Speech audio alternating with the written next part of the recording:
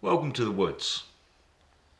Nice day out there today, and I've just been out the front doing some tidying up, and my neighbour across the way has just put some new fencing up around his bit of woodland and a little sign that says private property, no public right of way. And he's done that because last year he had problems with people dog walking there and not picking up after the dogs, groups of teenagers having parties there, lighting campfires, leaving rubbish behind. So he's had to fence it off and put some signage up. And much the same as my piece here, I've got large fences at the front which keep the livestock in and keep strangers out.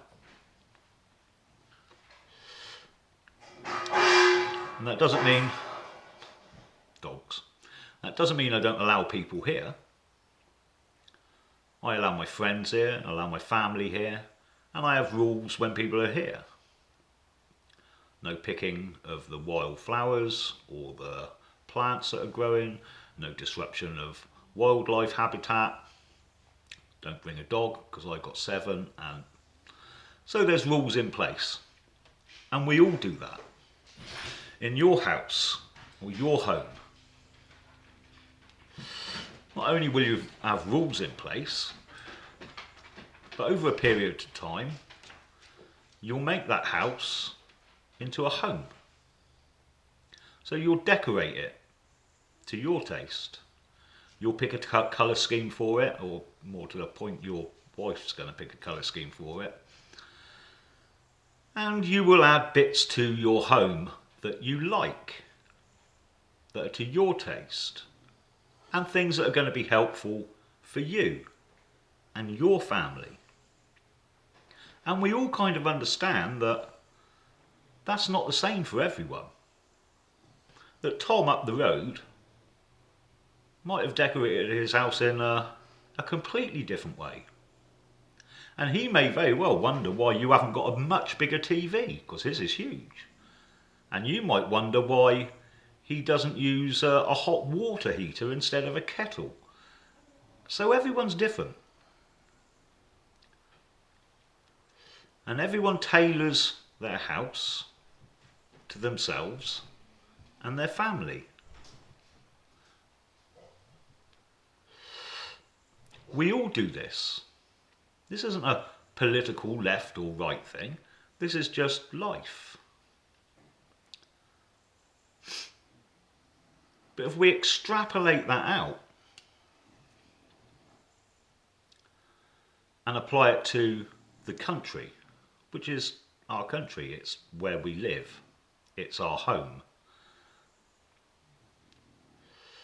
then a lot of people seem to take an opposing view, which I find slightly confusing. When it comes to mass immigration and an open borders policy, which is what we've got at the moment, well, in fact, yes, we've still got it.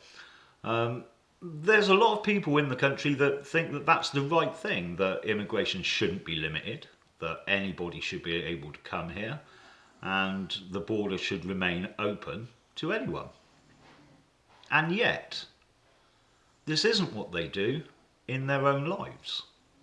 Nobody does. My question to these people is, would you take your front door off, put a sign out the front saying everybody welcome, and then go on holiday for a month? If you were to do that, do you think everything you'd filled your house with, all those things that you and your family love, do you think they'd still be there when you return? Who do you think would have moved in to your house? And would you allow them to stay when you returned? And the answer to that is always no, I wouldn't do that. And no, I wouldn't have anything left in the house. And no, I would ask them to leave once I returned. So they don't apply the same logic to their own lives as they do to everybody else's life. And that's slightly hypocritical. And I also hear the argument that a lot of these people that are coming over and wanting to live here are worse off than us, and therefore we should help them. Now, I'm all for helping people that are worse off than me. I've got no problem with that whatsoever. But my question to them, again, would be, how many homeless people have you picked up in your car, taken back to your house and allowed to live there? How many bunk beds have you set up in your dining room so that these people worse off than you have somewhere warm to sleep at night? None? You haven't done that.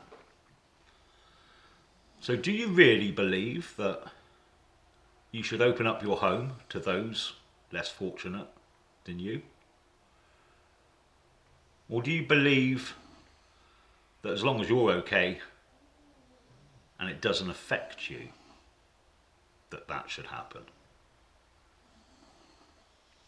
Because I'm a bit of a pragmatist, and as much as I have no problem in helping those less fortunate,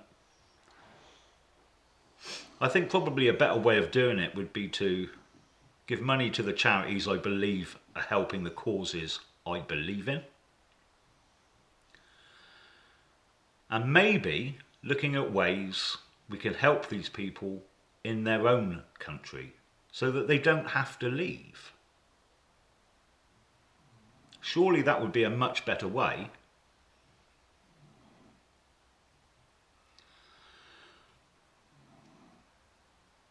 I hear a lot of talk on the right of the political spectrum about cutting or scrapping the foreign aid budget. And I can understand why they say that. And I would differ slightly.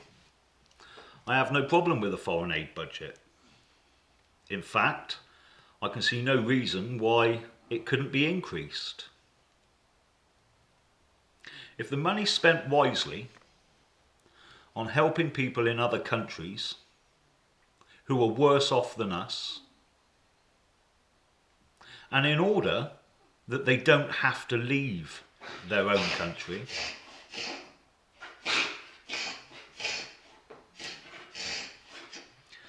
strange dog, then maybe that would be a better use of money. Surely better for them than having to move halfway across the globe to a place they don't understand, and that in the long run is probably going to cost us more money.